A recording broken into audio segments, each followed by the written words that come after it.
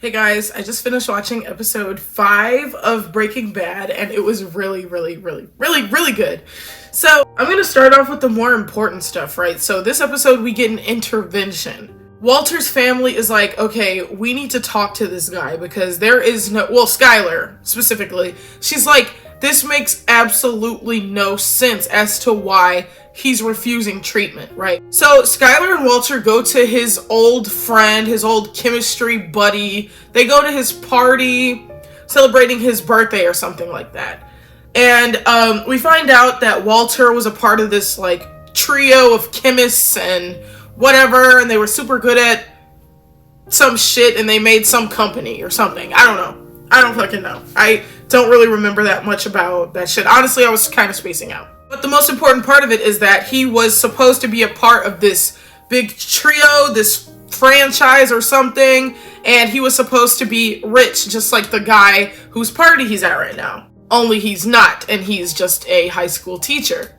And so it's this cliche thing. It's cliche now. I'm not sure if it was cliche then, or maybe this started the cliche of the, middle-aged man, and he goes to his wealthier friend's party and he feels, shitty, and he's like, damn, this is the life I was supposed to have, and yada yada yada, right? It was that whole shtick. And so as a gift, Walter gives his friend this pack of ramen noodles.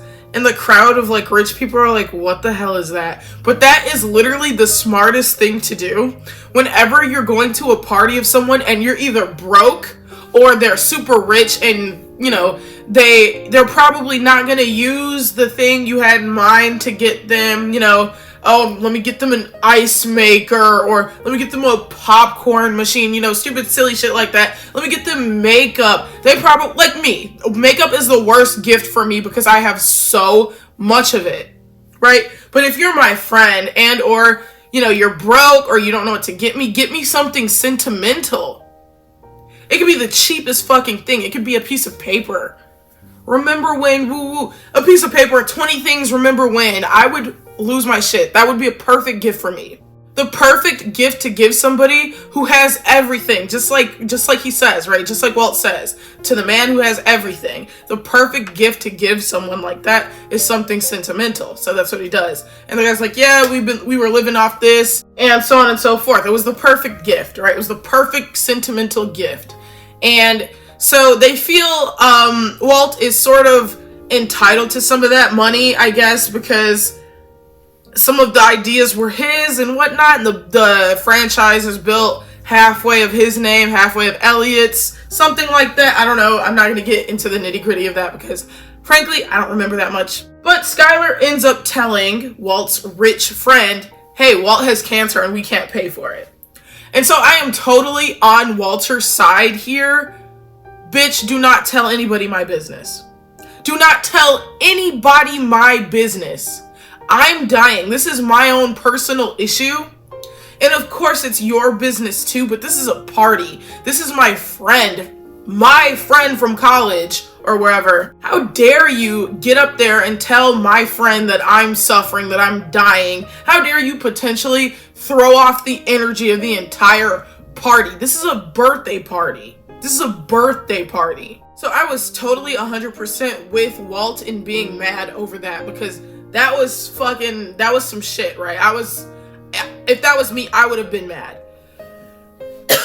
So now let's move on to this intervention. This was such a good fucking scene. So well acted. So perfectly acted. This intervention brought upon by Skylar for Walt was really fucking good. Skylar goes first. She's like, I do not understand your mindset. I do not understand how someone can refuse treatment when the answer's right there, right? And I agree with her. I do agree. And I'll tell you why. So this is what people say. This is what people mean when they say, Walt had options. This is one of those options, right? Walt had options. Before this episode, it was, no, he really didn't. But now this episode, okay, yes, now you can say Walt had options and he chose to break the law because of his pride, right? Now we can say that. Now Walt, okay, now you're You're choosing this life for yourself, which you were originally as well, but it did kind of feel more damned if I do, damned if I don't. Now this situation is more just, I'm choosing to damn myself, right? And it's totally understandable, right? I wouldn't necessarily want to receive a handout either. I have bad pride issues like that too. I have trouble asking for help as well. I have all of those problems. So I understand why it's hard. I understand why it's hard for him to accept this handout. So Skylar's like, I don't understand. I don't get it. I don't know why you're refusing to accept help and live and be with your family. I don't understand your thought process. And Walt's like, can I say something? And she's like, no, when you have the pillow, you may speak. She goes to the son. Now he has the best point of anyone on the couch. He's like, you're a pussy. I was born with cerebral palsy. I've been dealing with this shit all my life. And you're bitching over chemo? For real? You're choosing to die rather than get chemo so you can be alive with us when I have been burdened with cerebral palsy and I've been living with this all my life? And I was like, you better speak. I was like, you better tell him, because that is so true. Like, your son is over here fighting for his life. He gets bullied every day. And like, I guess from his perspective, he's kind of like, you're worried about like hair loss? Like, you're worried about being tired? You don't think I'm tired? And so I was like, yes, Walter Jr., tell him, because for real, from his perspective, that is a slap in the face. And then the sister goes, and she's based as ever. She's so fucking based. She's like, it's Walts' decision.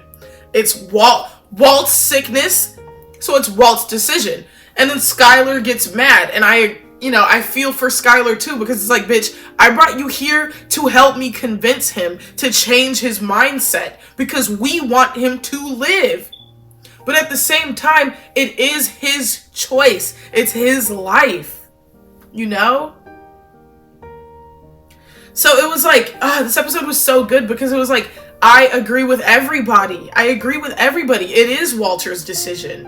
And at the same time, like, two things can be true at once. It's his decision. He should be able to say, no, I'm not doing chemo. I would like to live my last days as a strong, healthy man, working, making love, etc. Like, what he said stuck with me. He was like, what's the point of living, surviving, if I'm just here making time? Or marking time, I think is what he said. Marking time. And just the visualization of that was just so powerful for me, right? Because if he can't get up, if moving his head makes him nauseous, all of this stuff, he can't make love to his wife, he can't work, Skylar's cleaning up after him. What is he really doing besides just, okay, here another day. Okay, here another day. He's literally just marking time. He's not living, and that's true. But at the same time, it's kind of selfish, right? To just go out just because you won't be your healthy self anymore, especially if your loved ones are willing to take care of you, even though it's like, what it all boils down to, in my opinion, is him having a lot of trouble accepting help and like a lot of pride issues. And it's not just a him problem. I think it's a male problem. Nobody wants to just be looked after like a child their whole life, especially not by their wives. That is so degrading and dehumanizing, and that could, and so emasculating as well. Like, no, Skylar is a stay-at-home mom. She's a stay-at-home mom. And Walt has worked 2 jobs to provide that for her. Do you know how emasculating it would feel where the roles are reversed? And not because he's at home watching the children, but because he's too tired to even get up from bed. He's too sickly and tired to even move. I was like, okay, yeah, that's so valid. That's so valid. But if it was my husband, I would want my husband to stay and to fight. Stay. Thou shalt die. That's what mothers say when their sons and daughters go away. They say stay. My mother said go. So I wasn't there.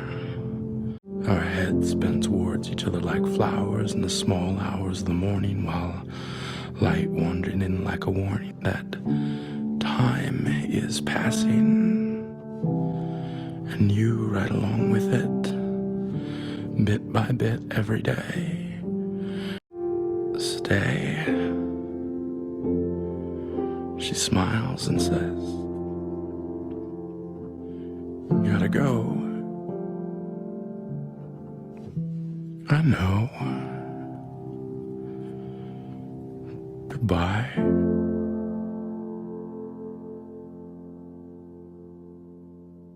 Even though everything Walt said is true, they will remember the worst parts of him. Well, they will remember him, the degradation of his body. They will remember mostly his last moments, instead of remembering him for the father and for the man that he was. And I'm sure they'll get some memory, remember when he woo woo woo woo, but it will always be sullied by this terrible, terrible last few months of him withering away. I feel like that is very, very, that's the most likely scenario. I do agree. I do think that. Now, we're not even going to get to what the cop said. He said some stupid football references, but he basically said, dude, it's your pride. You have to get over that, and you have to fight this as long and as hard as you can. You have to.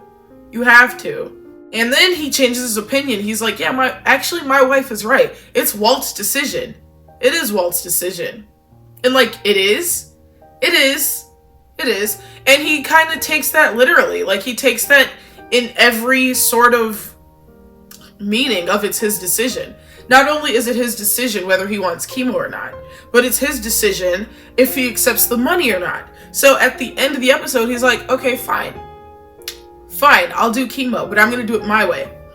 I'm not taking handouts from Elliot. I'm not doing that. I refuse to do that.